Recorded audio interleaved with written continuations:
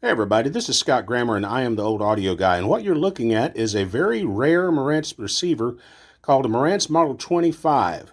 The model number is right here, but it kind of confuses people because up here where they usually put the model number, they put 30 RMS 30. This is a roughly 30 watt per channel receiver, and if you notice the unusual design of the cabinet, you see the ledge that comes out in the front and the sloped front.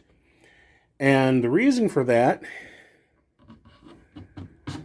is that you can lift this off, and there's a turntable that you could get back in the day that sat in this spot where the top went. And it would connect to this power connector right here, and then it would connect to these connections here. You flip this switch, and it disconnects the external phono inputs and connects these so that the turntable that you've set on top of it would play through the stereo. These power connectors, or this power connector here, also has a feature so that you can leave the receiver set on phono, turn the power off, and then when you turned on the record changer, that would turn on the receiver and it would stay on until it finished playing records. And when the turntable shut off, it turned off the receiver. Pretty cool, very much like the inexpensive tabletop units of the day, but this is a real Marantz, and it's about to get completely recapped and new lights, and it's going to be a nice machine when we're done.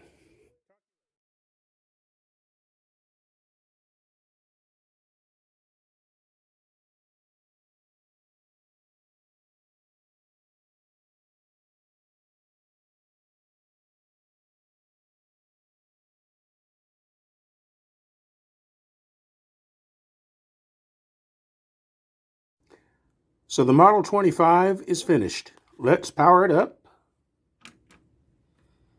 and let's see what it sounds like. We'll play a little royalty-free music into it.